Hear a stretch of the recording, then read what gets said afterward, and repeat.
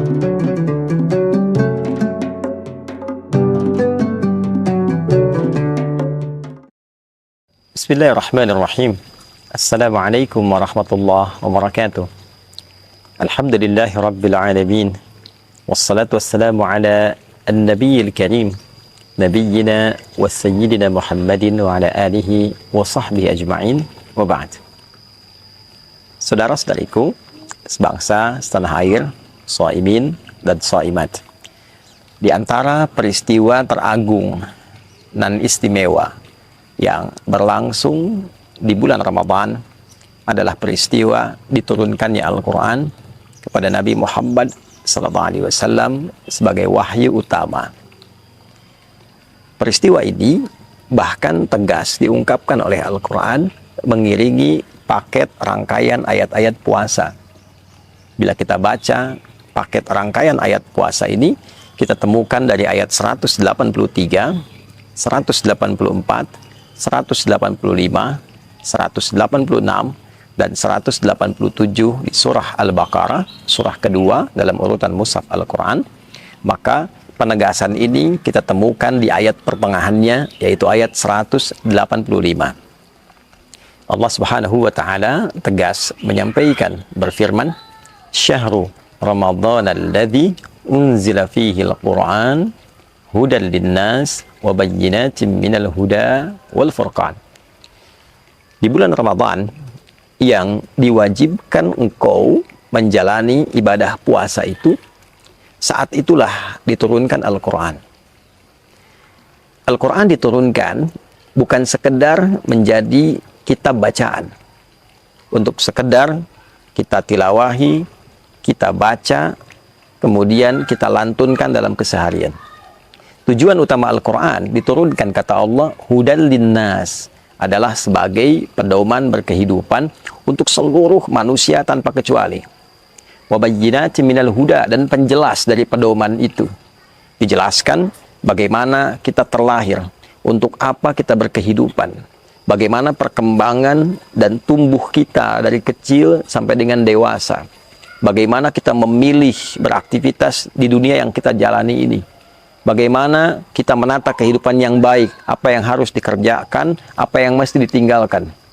Bagaimana kita menjalani hidup sampai ke ujung wafat kita meninggalkan dunia. Peristiwa apa yang terjadi dalam konteks kita meninggalkan dunia ini saat sakaratul maut. Apa yang terjadi di alam kubur. Bagaimana keadaan manusia saat dibangkitkan. Seperti apa peristiwa dalam kebangkitan itu. Bagaimana dan kapan serta di mana manusia dikumpulkan setelah kebangkitan, hingga pada puncaknya adalah penghisaban dan penentuan apakah mendapatkan ridha dan rahmat Allah dengan surga itu, ataukah bertempat di tempat hukuman yang kita kenal dengan neraka itu. Itulah Al-Quran.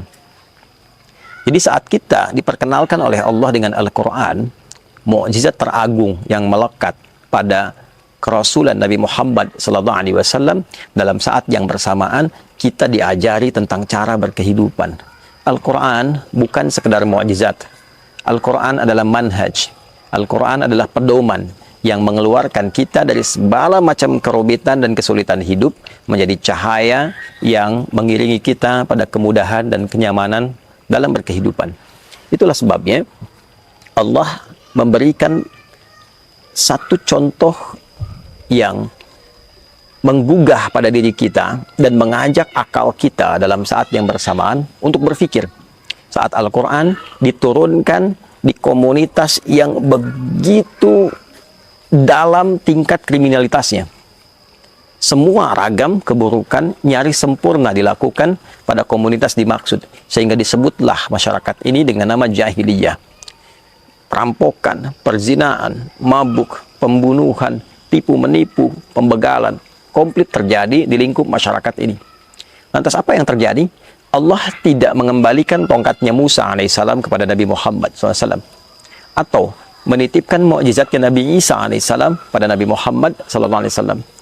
Namun Allah Subhanahu wa Ta'ala mengirimkan satu pedoman tata cara berkehidupan yang elegan, yang ideal, sehingga mampu merubah tatanan masyarakat yang berada di titik nadir keburukan itu berubah menjadi contoh teladan pada masyarakat terbaik yang pernah hidup di muka bumi. jahiliyah berubah menjadi khairul ummah. Diturunkan Al-Quran, menjadikan hati yang keras dan kasar menjadi lembut dan begitu baik. Pencuri berubah menjadi orang yang sangat dihormati. Orang yang rakus berubah menjadi orang yang begitu dermawan. Orang-orang pecundang berubah menjadi pemenang. Orang-orang pemukul berubah menjadi perangkul. Semua jenis kebaikan yang dibawa oleh Al-Quran berhasil merubah masyarakat itu dari sekedar jahiliyah menjadi istimewa khairul ummah. Kuntum khairu ummatin ukhrijat linnas. Kalian adalah umat terbaik yang pernah terlahir dan berkehidupan di bumi. Demikian persaksian Allah pada transformasi perubahan masyarakat jahiliyah yang terjadi.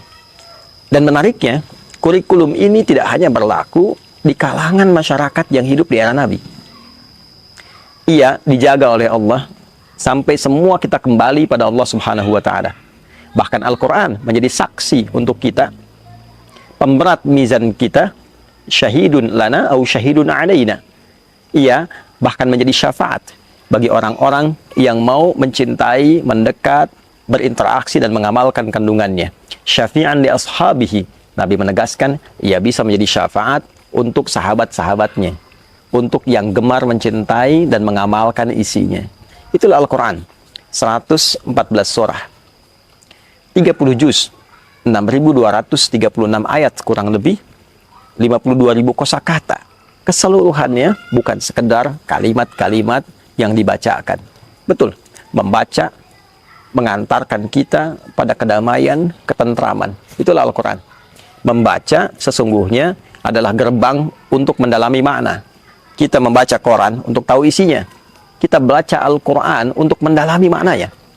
Dan seluruh makna Al-Quran dari Al-Fatihah sampai dengan An-Nas adalah kurikulum kehidupan. Sekali lagi, tidak hanya berlaku di era Nabi, tapi era setelahnya sampai kita kembali kepada Allah. Itulah sebabnya kemajuan Islam itu dicapai ketika umatnya mampu dekat, memahami, dan mau mengamalkan isi Al-Quran. Silahkan kita bisa cek bagaimana Islam bisa berkembang sampai dengan ke Afrika, sampai dengan ke Eropa di Andalusia, bahkan sampai dengan ke Nusantara, datang tanpa ada peperangan dengan penuh kedamaian dan memberikan satu perubahan pada kehidupan masyarakat di tatanan Nusantara. Semua berkeadilan sosial. Yang tadinya didapati ada kasta-kasta, tingkatan-tingkatan dalam berkehidupan. Masyarakat sungkan untuk bergaul satu dengan yang lainnya karena ada sekat dan batas-batas. Islam datang memberikan sifat berkeadilan sosial untuk semua. Islam datang mengajarkan cara berketuhanan yang Maha Esa yang benar. Islam datang memanusiakan manusia sehingga konsepnya datang dengan keadilan dan penuh dengan keadaban. Islam datang menyatukan sehingga persatuan itu dirasakan begitu baik. Islam datang dengan suasana kerakyatan yang begitu baik, yang dipimpin oleh hikmat, yang melahirkan kebijaksanaan, yang bermusyawarah dalam setiap persoalan dan mewakilkan persoalan kepada pakar-pakar di bidangnya, sehingga terjadi keadilan sosial bagi seluruh masyarakat yang dapat menikmatinya. Itulah fungsi Al-Quran. Itulah Al-Quran. Ramadan, khususnya saat kita masuk ke tanggal 17, sebagian ulama memberikan penjelas bahwa ini diantara momentum awal diturunkannya Al-Quran dari Lauh Mahfud ke langit dunia. Dari langit dunia baru ditebarkan kepada perjalanan masyarakat Islam di era Nabi Sallallahu Alaihi Wasallam melalui Nabi Agung yang sangat mulia itu. Turunnya Al-Quran dari Lauh Mahfud ke langit dunia yang diviralkan dan diketahui oleh semua bagian penduduk langit, itulah yang disebut dengan Nuzul Al-Quran, yang memberikan gambaran besar yang terdapat di dalamnya kemuliaan di satu malam, yaitu malam Al-Qadar. Sedangkan turunnya kepada Nabi SAW sesuai dengan peristiwa-peristiwa dan kebutuhan masyarakat pada saat itu, sehingga menjadi kurikulum bagi kita sampai dengan saat ini, diberikan oleh Allah dalam durasi waktu yang sesuai dengan perjalanan dakwah Nabi Muhammad SAW. Kurang lebih 22 tahun beliau berkehidupan dan menjalani masa dakwah. Untuk itu, teman-teman semua, sekarang saatnya kita mengeluarkan kembali kurikulum itu. Yang menjadi pelajar, keluarkan ayat-ayat yang membimbing kita bagaimana cara belajar yang baik. Tidak mudah lupa, memahami dengan benar, mengamalkan apa yang kita pahami dan diimplementasikan dalam kehidupan berbangsa bernegara. Ayat-ayat tentang penyelenggara negara, bagaimana menjadi pemimpin yang adil, yang baik. Ayat-ayat tentang kehakiman, bagaimana menjadi hakim yang jujur, yang mulia, sehingga dipanggil dengan kalimat yang mulia. Ayat-ayat tentang keamanan saat bertugas di TNI, di Polri. Ayat-ayat tentang parlemen, bagaimana menjadi utusan yang baik, bagaimana menjaga amanah masyarakat, bagaimana seorang anggota dewan akan dihisab. Ayat-ayat tentang bisnis, bagaimana berbisnis yang benar, yang tidak merugikan, tidak memonopoli, mensejahterakan, membangun kemakmuran untuk sesama. Ayat-ayat tentang kerakyatan, bagaimana menjadi rakyat yang baik, bagaimana menjadi rakyat yang kompak, bagaimana menjadi rakyat yang akur, yang bersatu, terjauh dari perpecahan.